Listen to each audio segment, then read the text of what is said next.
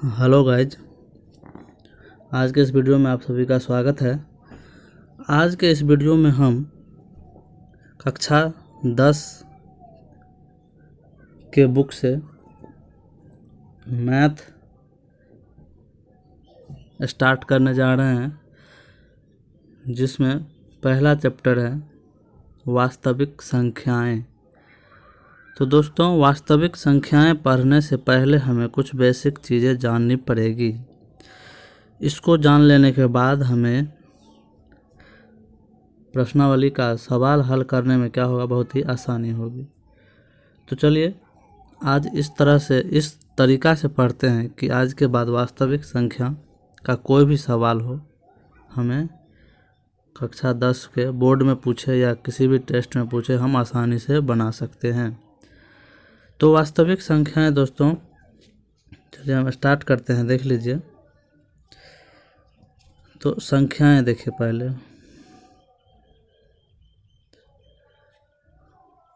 संख्याएं दोस्तों दो तरह का होता है। एक तो वास्तविक होता है और दूसरी होता है काल्पनिक।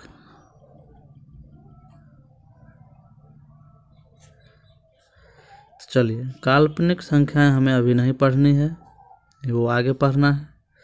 अभी हमें पढ़ना है वास्तविक संख्याएं। समझ गए दोस्तों? तो वास्तविक संख्याओं में क्या सब आता है, आगे देखिए। तो वास्तविक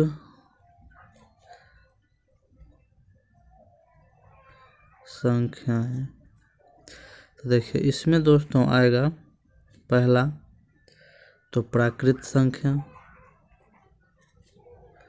क्या आएगा? प्राकृत संख्या।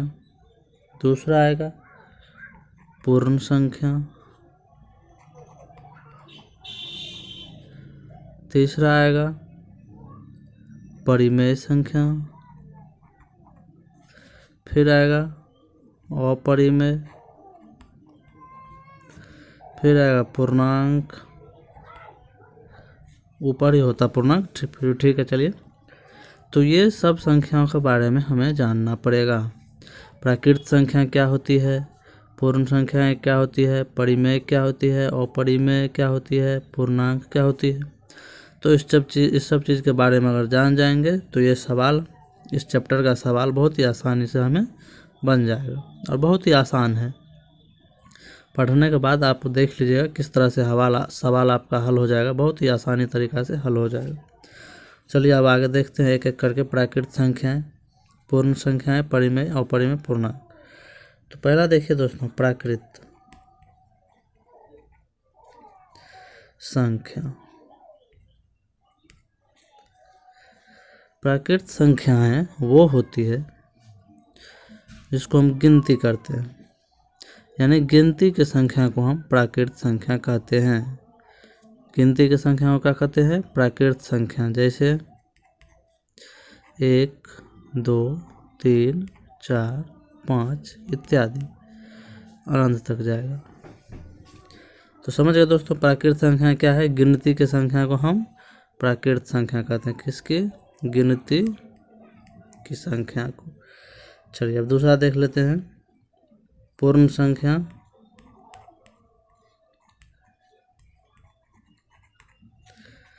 पूर्ण संख्या वो होती है जब प्राकृत संख्या में हम 0 को शामिल कर देते हैं तो वो क्या हो जाती है? पूर्ण संख्या। तो देखिए दोस्तों, क्या इसका परिभाषा क्या हो गया पूर्ण संख्या का?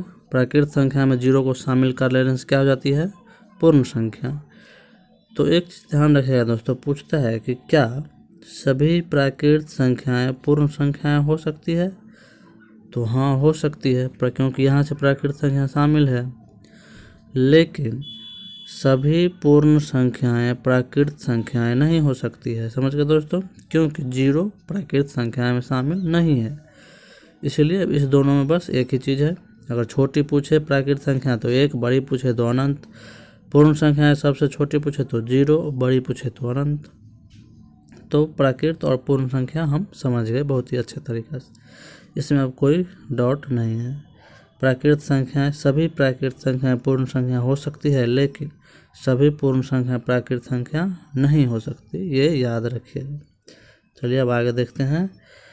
पूर्णांक देख लीजिए थोड़ा सा, तब परिमेय और परिमेय पर चलेंगे। पूर्णांक संख्या तो एक होता है दोस्तों धनात्मक संख्या, जिसको हम प्लस से दर्शाते हैं। एक होता है ऋणात्मक संख्या, जिसको हम माइनस से दर्शाते हैं। तो पूर्णांक संख्या वो होती है धनात्मक संख्या एवं ऋणात्मक संख्या के समूह को हम क्या कहते हैं? पूर्णांक संख्या।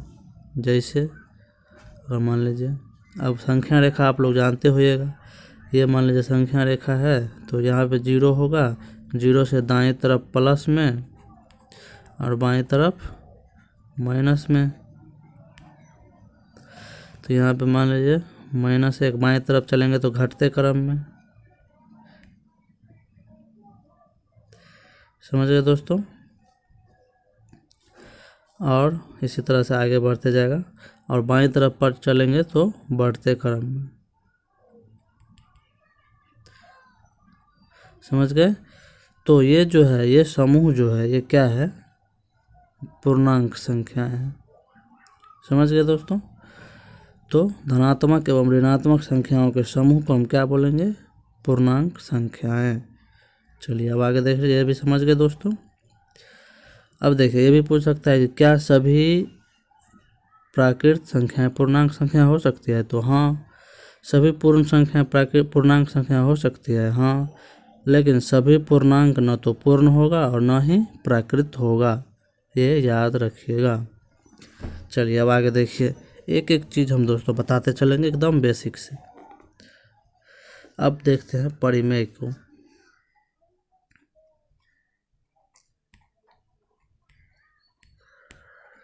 परिमेय संख्याएं,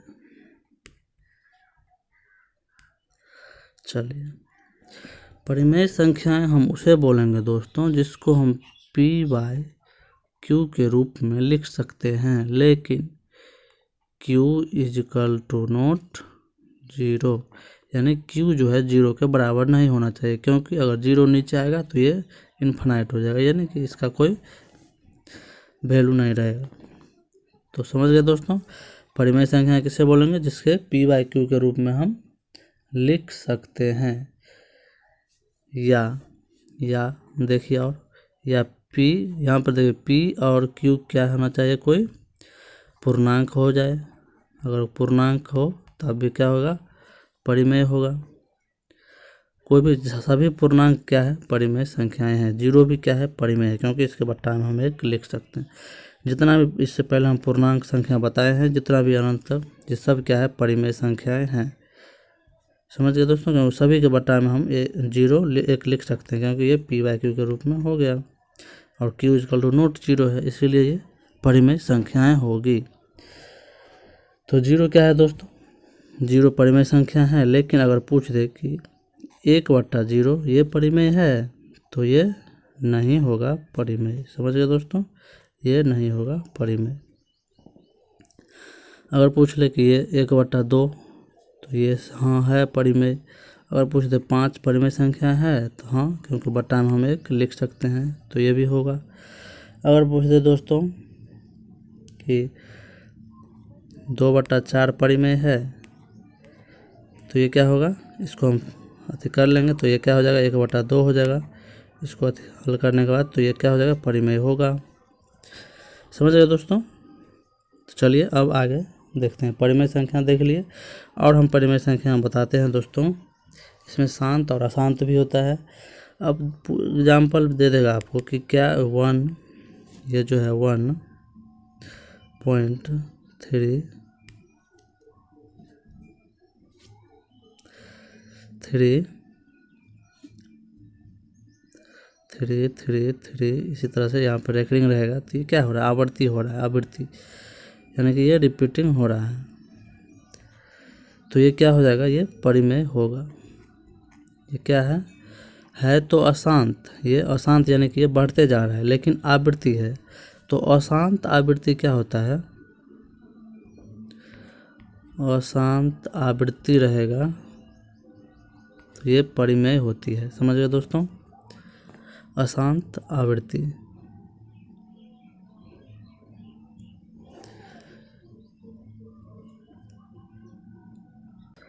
समझ गए दोस्तों, अशांत आवृत्ति क्या होगा, परिमेय होगा।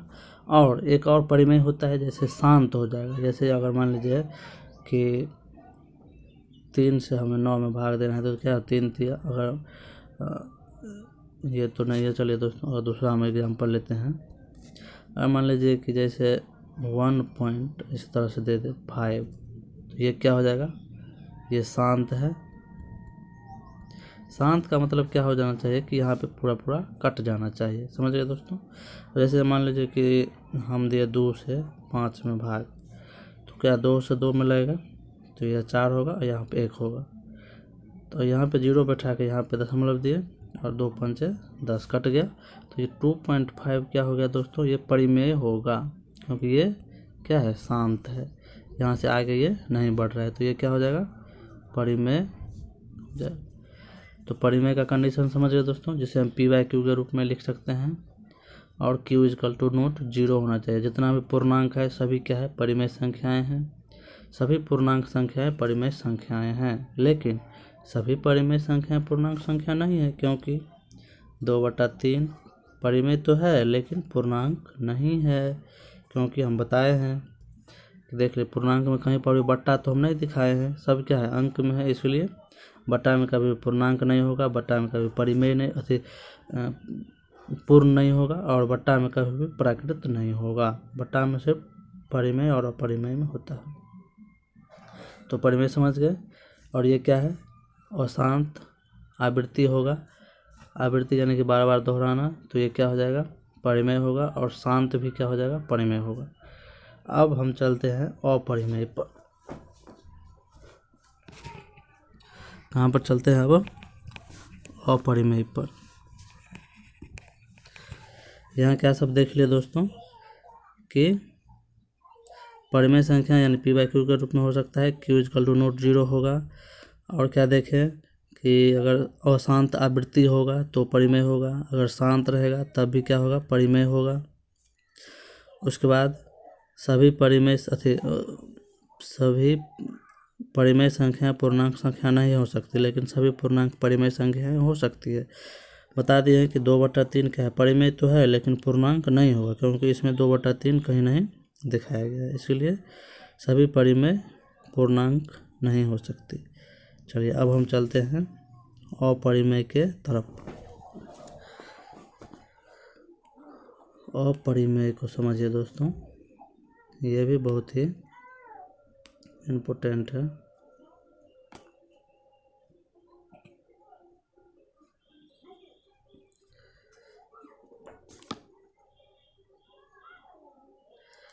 अपरिमेय को देखिए दोस्तों, अपरिमेय संख्या को हम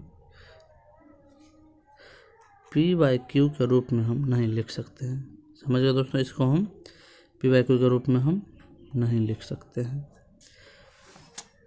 तो अपरिमेय संख्या कौन सी होगी ये जानना पड़ेगा। तो अपरिमेय संख्याएं वो होती है, अभाज्य संख्याएं पता है दोस्तों, अभाज्य संख्याएं क्या होती है। तो अभाज्य संख्या दोस्तों उसे कहते हैं, मतलब एक से बड़ी वे सभी संख्याएं जो एक और स्वयं को छोड़कर अन्य किसी भी संख्या से विभाजित नहीं होती है, उसे हम क्या बोलते हैं, अपरिमेय संख्याएं। तो एक तरह से अपरिमेय संख्याएं क्या होगी, देखिए इस तरह से रूट में क्या आ जाना चाहिए, अपरिमेय। तो ये क्या हो जाएगा दोस्तों, रूट में क्या आना चाहिए, अभाज्य संख्या। अभाज्य संख्या रूट में आ जाएगा तो क्या हो जाएगा दोस्तों, वो अपरिमेय संख्याएं हो जाएगा। जैसे में देख लीजिए, अपरिमेय संख्या क्या है, 2 है, 3 है, उसके बाद 4 है, उसके बाद 5 है, 4 नहीं होगा, सॉरी दोस्तों, 2, 3, 5, 7 इस तरह से होगा, आगे बढ़ते चलेगा 11, 13 इसी तरह से। वो वैसी संख्या जो एक और स्वयं को छोड़कर किसी और से विभाजित नहीं होता है, उसे क्या बोलते हैं हम, अभाज्य संख्या। तो इसके ऊपर जो रूट हम चढ़ा देंगे सभी पर, तो क्या हो जाएगा, वो अपरिमेय संख्याएं हो जाएगा। समझ गए दोस्तों। और एक इसका है अपरिमेय संख्या का। अब जिस तरह देखिए दोस्तों, अगर रहेगा कि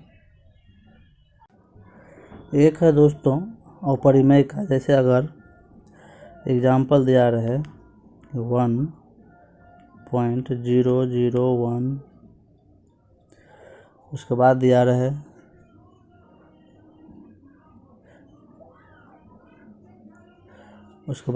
दोस्तों 1.001, फिर दिया रहे 0.001, इस तरह से दिया रहे। तो ये क्या है, अगला आगे देख लीजिए। जैसे अगर 1.001 इस तरह से दिया रहे, तो ये क्या है तो अशांत। क्या है तो अशांत, ये कट नहीं रहा है। इस तरह से आगे बढ़ते जाएगा दोस्तों। इस तरह से है तो अशांत, लेकिन ये कट नहीं ना रहा है, इसीलिए। और ये अशांत तो है, लेकिन आवृत्ति क्या है, नहीं है। जैसे 001 है, लेकिन यहाँ पे क्या हो गया, 3 0 हो गया, तब 1 आया। तो ये क्या, आवृत्ति नहीं हो रहा है। इसीलिए क्या होना, अपरिमेय संख्या का ये कंडीशन है कि ये क्या होगा, और होगा तो अशांत, लेकिन ये अनावृत्ति होगा। अनावृत्ति यानी अनावृत्ति, यानी ये क्या है, अशांत अनावृत्ति होगा, यानी कि ये रिपीट नहीं होगा। और अपरिमेय में क्या था, अशांत था लेकिन आवृत्ति था, तो वो परिमेय था। लेकिन अपरिमेय में क्या है, ये अशांत तो है लेकिन ये अनावृत्ति है, ये रिपीट नहीं होगा। तो ये क्या हो जाएगा, अपरिमेय संख्याएं। समझ गए दोस्तों। ये संख्याएं, सभी संख्याएं एक एक करके देख लीजिए। सभी संख्याएं फिर से, प्राकृत संख्याएं समझ गए, पूर्ण संख्याएं समझ गए, परिमेय समझ गए, अपरिमेय समझ गए, पूर्णांक समझ गए। चलिए अब हम देखते हैं यूक्लिड विभाजन परिमेय। अब जो हमारा मेन है उसको हम देखते हैं। क्या है दोस्तों, यूक्लिड विभाजन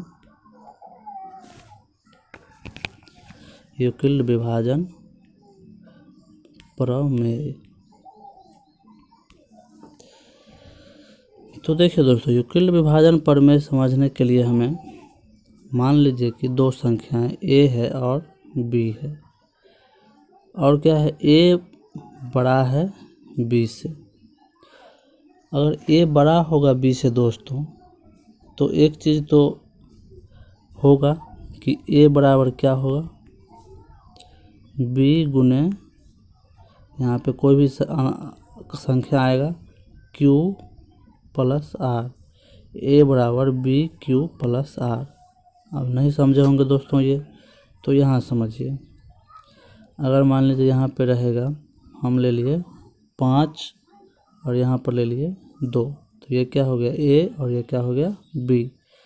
और ये क्या है, a b से बड़ा है। तो देखिए दोस्तों, यहाँ पे कंडीशन देख लीजिए, 5 a है तो a बराबर b का क्या है, 2 गुने 2 प्लस 1।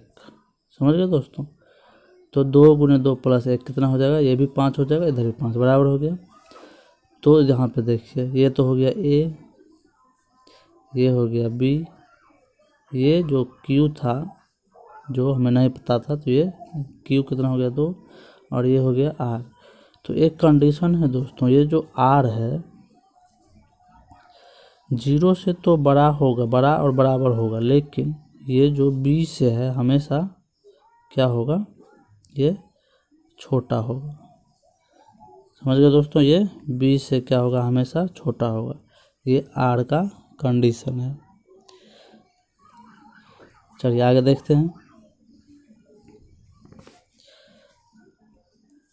देखिए उदाहरण समझिए दोस्तों, समझाएं क्या समझाएं हम, ये 5 है और ये 2 है। 5 क्या है, 2 से बड़ा है, ये a है, ये b है। तो किस तरह से करेगा, 2 से मान लीजिए आप 5 में भाग दीजिए, ये बेसिक है। तो 2 दूनी 4 घटाएंगे तो बचा 1।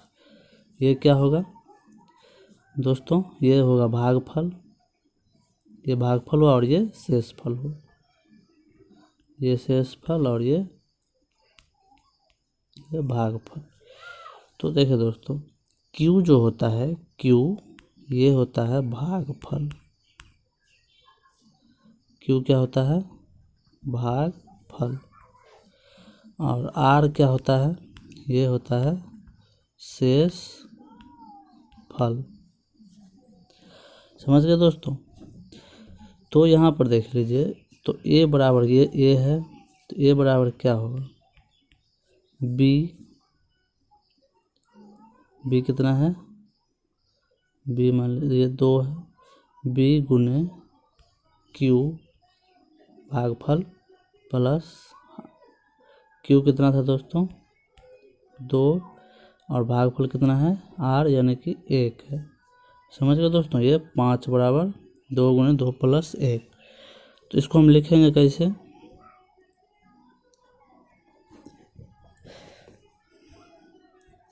इसको हमको बनाना पड़ेगा। किस तरह से बनाएंगे दोस्तों, यहीं पर हम बता दे रहे हैं।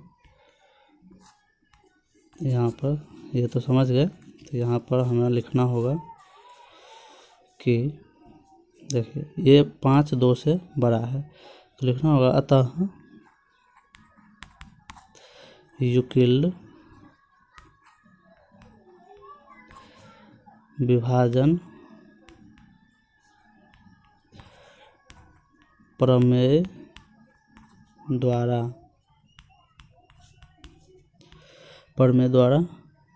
5 बराबर 2 गुने 2 प्लस 1।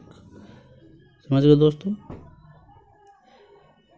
तो ये 5 क्या हो गया, A हो गया, ये हो गया B, ये हो गया Q और ये हो गया R। समझ गए दोस्तों। चलिए अब आगे देखते हैं। बस इसमें आपको ध्यान देना पड़ेगा कि शेष अगर यूक्लिड विभाजन पूछ रहा है, कोई भी संख्या का पूछ रहा है अगर, तो हमें क्या करना है, शेष जो क्या करना है, 0 करना पड़ेगा। शेष को क्या करना पड़ेगा, 0 करना पड़ेगा दोस्तों। तो 0 किस तरह से, एक हम उदाहरण आपको बता देते हैं, तो आप करके देखिएगा। अगर मान लीजिए यहाँ पे 4 है, एग्जाम्पल देख लीजिए, अगर 4 है और 19 है, तो ये कंडीशन क्या होगा, ये A होगा ये, और ये क्या होगा B। तो A B से क्या है, यहाँ पे आप मान लीजिए ये क्या है, ये बड़ा है, तो A बराबर क्या करेंगे, 19 बराबर 19 को 4 से भाग देंगे, तो 4 तिया 12 4 चौका 4 से लगेगा 16, यहाँ पे होगा 3। तो ये क्या करेंगे, 4 गुने 4 प्लस 3 हो गया दोस्तों। तो शेष कितना है, यहाँ पर 3 आया है, तो 3 तक हम नहीं छोड़ेंगे। समझ गए। तो क्या करेंगे दोस्तों, यहाँ तक हमें नहीं छोड़ना है, शेष हमें 0 करना है। तो एक उदाहरण हम लेकर के आपको अच्छा से समझा रहे हैं। देखिए दोस्तों, यहाँ पर हम ले रहे हैं 455 और ले रहे हैं 42। इस दोनों का यूक्लिड विभाजन प्रमेय के द्वारा हमें क्या करना है, HCF ज्ञात करना है।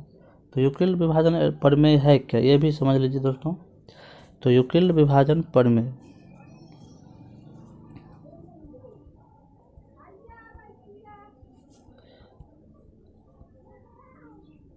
यूक्लिड विभाजन प्रमेय या बोलिए या एल्गोरिदम बोलिए, एक ही बात है। तो यूक्लिड विभाजन प्रमेय क्या है, तो ये क्या है, 2 धनात्मक पूर्णांक का HCF निकालने का ये क्या है, एक तकनीक है। समझ गए दोस्तों। 2 धनात्मक पूर्णांक संख्या को का HCF निकालने का क्या है, ये एक तकनीक है। यूक्लिड विभाजन प्रमेय क्या है, 2 धनात्मक संख्याओं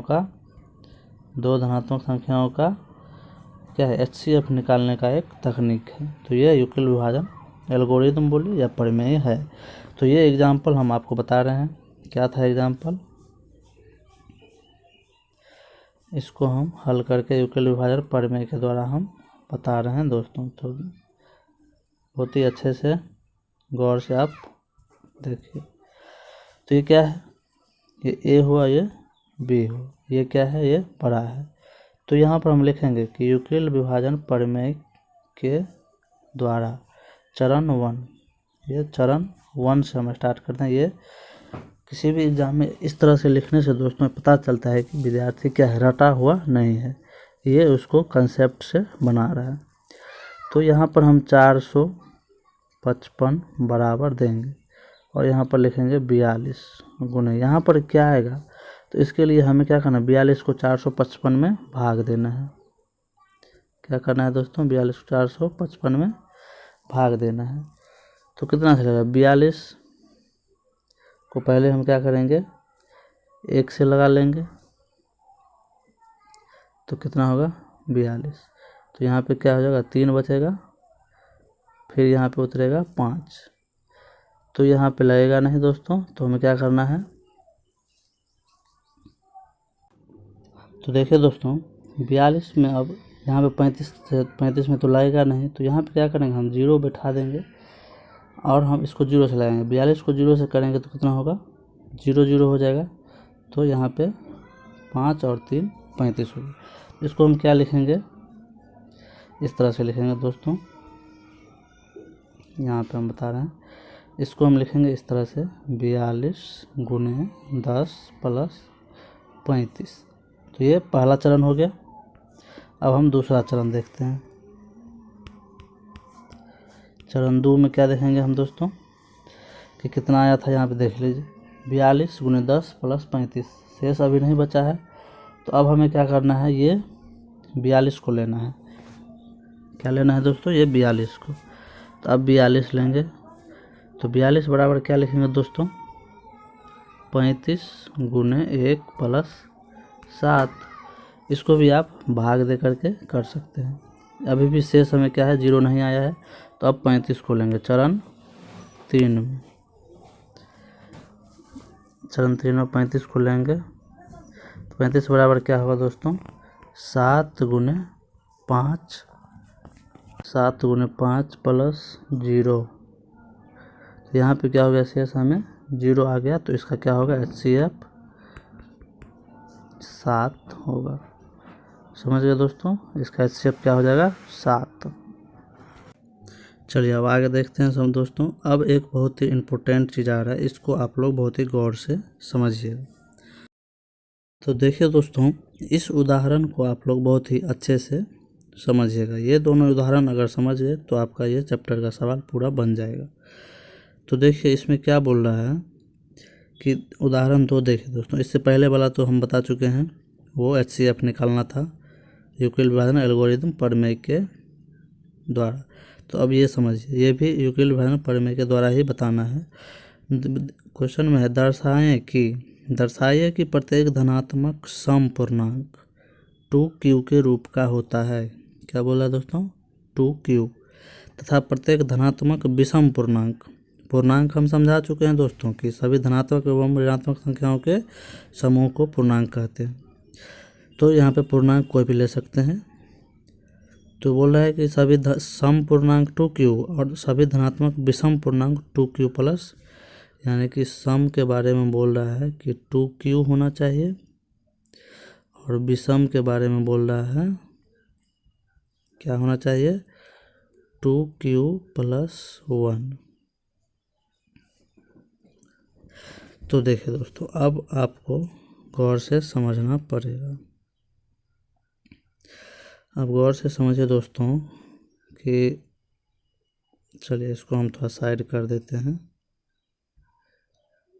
आपको स्पेस बनाने के लिए। तो चलिए अब देखिए यहाँ पे क्या है, सम को बोल रहा है कि ये हटा रहे हैं यहाँ से, यहाँ पे हम लिख दे रहे हैं। बोल रहा है सम जो होना चाहिए, क्या होना चाहिए, 2q के रूप का होना चाहिए। तो यूक्लिड विभाजन प्रमेय में हम जानते हैं कि a बराबर क्या होता है दोस्तों, यूक्लिड विभाजन प्रमेय में हम जानते हैं कि ए बराबर क्या होता है, ए बराबर होता है बी क्यू प्लस आर। समझ गए दोस्तों, ए बराबर क्या होता है बी क्यू प्लस आर। तो ये क्या बोल रहा है, सम पूर्णांक क्या होना चाहिए, टू क्यू रूप का होना चाहिए। तो यहाँ पे टू के मतलब समझ गए दोस्तों, ये क्या है बी है, बी क्या है 2 है, और क्यू हमें पता नहीं है, और ए क्या है कोई सम पूर्णांक है। तो अब देखिए, तो बी होगा दोस्तों, और यहाँ पे आर क्या है पता नहीं, तो आर क्या होगा, कभी भी जो है आर बी से, हम कंडीशन बताए हुए थे, जो आर जो है, ये आर जो है कभी भी 0 से क्या होता है, ये बड़ा होता है या बराबर होता है, और बी से क्या होता है हमेशा छोटा होता है। तब तो आर क्या होना चाहिए, आर बराबर दोस्तों या तो 0 होगा, आर बराबर या तो 0 होगा या क्या होगा 1 होगा, 2 तो होगा नहीं क्योंकि बी है, बी 2 है। तो बी 2 है तो कभी भी इसका शेषफल जो है 2 से छोटा होगा। तो ये कंडीशन हम अब अप्लाई करके देखेंगे कि एक बार 0 बैठा के और एक बार 1 बैठा के, कि ये कंडीशन अप्लाई होता है कि नहीं, टू क्यू के रूप का कोई सम होता है या नहीं। तो देखिए दोस्तों, तो यहाँ पे हम लिखेंगे यूक्लिड विभाजन प्रमेय के द्वारा। तो चरण 1 हम लेंगे, क्या लेंगे दोस्तों, चरण 1। चरण 1 में क्या लेंगे दोस्तों, आर बराबर हमें 0 लेना है। तो क्या बैठाएंगे, ए बराबर 2 क्यू, यहाँ पे सॉरी दोस्तों, यहाँ पे बराबर 2 क्यू प्लस आर बराबर 0 लेंगे। तो क्या हो गया, ए बराबर 2 क्यू, ये तो पालन कर रहा है नियम का। अब एक लगा के देखते हैं, तो चलिए हम एक में देखते हैं दोस्तों। चलिए एक में देखते हैं, एक लगा करके आर बराबर क्या लेंगे दोस्तों 1।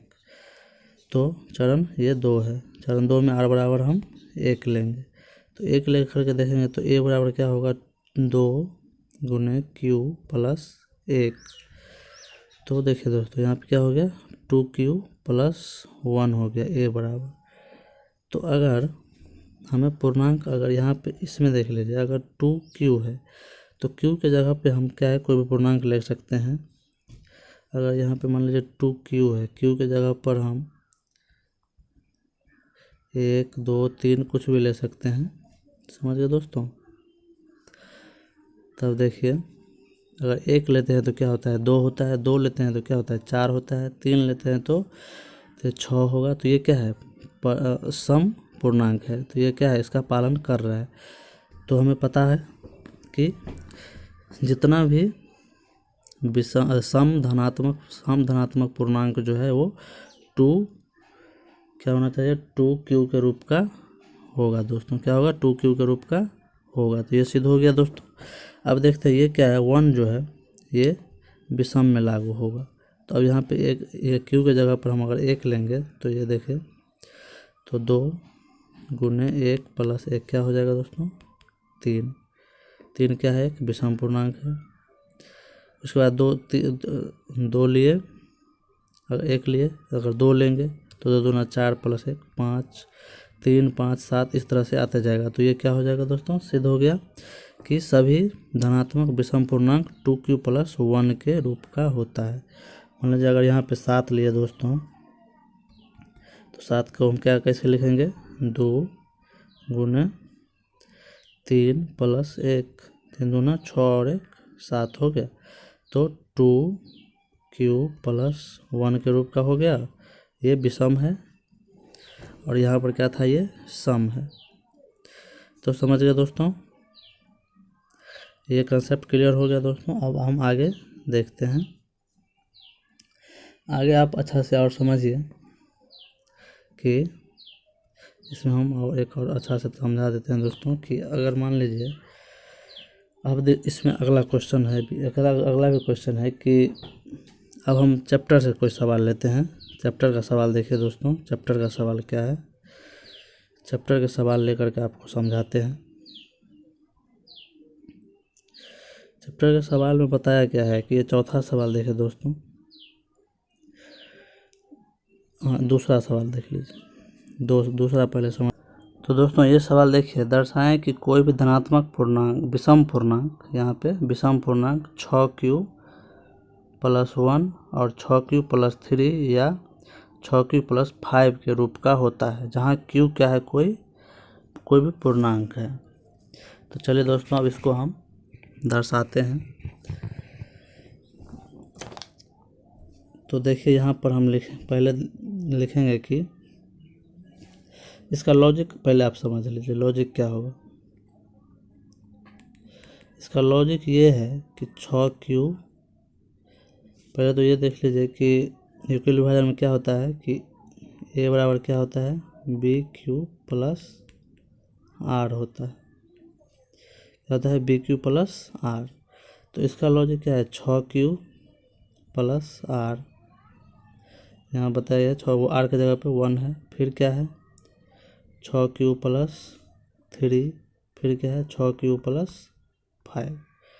और यहाँ आगे यहाँ पे क्या आ जाएगा, a के जगह पे कोई भी विषम पूर्णांक है। समझ गए दोस्तों। तो ये जो 6 है, आप लोग गौर किए दोस्तों, ये 6 क्या है, ये 6 क्या है, ये b है। b बराबर क्या है, 6 है। समझ गए दोस्तों, b बराबर क्या है, 6 है। तो अर्थात b बराबर 6 है, तो अतः में हम क्या लिखेंगे, अतः शेष फल जो होगा, अगला पेज पे हम देखते हैं दोस्तों, शेष फल क्या होगा, b बराबर क्या था, 6 था, तो शेष फल क्या होगा, 6 से कम होगा, या तो 0 होगा, 1 2 3 4 5 तक होगा। समझ गए दोस्तों, 5 तक शेष फल होगा। तब हम क्या लिखेंगे, यहाँ पे r बराबर, ये हुआ r बराबर इतना। अब यूक्लिड विभाजन प्रमेय से, अब यूक्लिड विभाजन प्रमेय से देखते हैं दोस्तों, चरण 1 में क्या करेंगे दोस्तों, r बराबर हम 0 लेंगे। तो 0 जब लेंगे तो क्या होगा, a बराबर 6q+0। तो क्या हो गया, 6, a बराबर हो जाएगा 6q। समझ गए दोस्तों। तो यहाँ पे दोस्तों q के बारे में पता है, कोई भी पूर्णांक है, पहले यहाँ पे बता दिया था, q कोई भी पूर्णांक है। तो देखिए दोस्तों, q कोई भी पूर्णांक है, तो यहाँ पर अगर 6 को किसी भी पूर्णांक से हम गुना करते हैं तो क्या होता है, सम संख्या बन जाती है। जैसे अगर 6 को हम 1 से गुना करेंगे तो 6 होगा, 2 से गुना करेंगे तो 12 होगा, 3 से गुना करते हैं तो 18 होगा। तो ये क्या है, सभी क्या है, सम पूर्णांक है। तो हमें क्या बता रहा है कि विषम पूर्णांक निकालने के लिए, तो ये क्या होगा, इस पर लागू नहीं करें। तब आगे देखते हैं चरण 2 में हम देखते हैं दोस्तों, चरण 2 में देखते हैं r बराबर 1 रख करके। तो a बराबर क्या होगा, 6q+1। तो अब यहाँ पे q के जगह पे कोई भी पूर्णांक हम अगर रखेंगे, तो अगर 1 रखें तो 6 गुने 1 + 1 कितना हो जाएगा दोस्तों, 7। अगर 2 रखेंगे तो 6 गुने 2 + 1 + 2 8 और 1 9। तो ये क्या है, पालन कर रहा है, 6q+1 क्या है, एक विषम पूर्णांक है। तो इसी तरह से दोस्तों चरण 3 में हम r बराबर 3 बैठा के देखेंगे। यहाँ पे 1 बैठाना था दोस्तों, तो हाँ 1 बैठाए हैं। चरण 3 में आप 2 बैठा के देखिए, चरण 4 में आप 3 4 5 तक आप बैठा के देखिएगा। तो आपको 3 में जो है समीकरण 1 2 और 3 से स्पष्ट है कि सभी धनात्मक विषम पूर्णांक क्या है, जो है विषम धनात्मक पूर्णांक है। समझ गए दोस्तों, ये पता चल गया। चरण 2, अगर r बराबर 1 रखते हैं तो भी पता चल जाता है कि ये धनात्मक विषम पूर्णांक है। अगर r बराबर हम 3 रखेंगे तब भी पता चलेगा। 3 रख के देखते हैं r बराबर 6 गुने q प्लस 3। अगर q के जगह पर हम 1 रखेंगे अब प्लस यहाँ पे 6 गुने 1 6 और 3 कितना होगा 9। ये भी क्या है विषम धनात्मक पूर्णांक है, तो ये भी क्या है पालन करता है। तो ये 1 3 और 5 से रखने से हमें स्पष्ट हो जाता है कि 6q प्लस 1 6q प्लस 3 और 6q प्लस 1 6q प्लस 3 और 6q प्लस 5 क्या है, ये धनात्मक विषम पूर्णांक है। समझ गए? किस तरह से समझें? ये लॉजिक क्या था कि यहाँ पे हम जानते हैं कि अब एल्गोरिदम से a बराबर क्या होता है bq प्लस r होता है। तो b यहाँ पे क्या है 6 है, तो अगर b 6 है तो शेष हमेशा क्या होता है b से छोटा होता है। तो 0 होगा 1 2 3 4 5 तक होगा। तो 0 बैठाए तो वो सम हो गया तो वो नहीं होगा। 1 बैठाए तो वो विषम हुआ तो वो लागू हुआ। फिर 2 बैठाए तो नहीं हुआ। 3 बैठाए तब हो जाएगा। फिर 4 नहीं होगा और 5 होगा। तो इस तरह से आप कर लीजिएगा दोस्तों। यहाँ पे हम समझा दिए हैं और इसको हम अच्छा से पूरा ये वीडियो के बाद हम एक अच्छा से वीडियो बनाएंगे जिसमें आपको पूरा सवाल हम हल करके दिखाएंगे। वो अगले वीडियो में हम दिखाएंगे। तो चलिए दोस्तों आज के वीडियो में बस इतना ही। वीडियो अच्छा लगे तो लाइक सब्सक्राइब और शेयर ज़रूर करिएगा। धन्यवाद।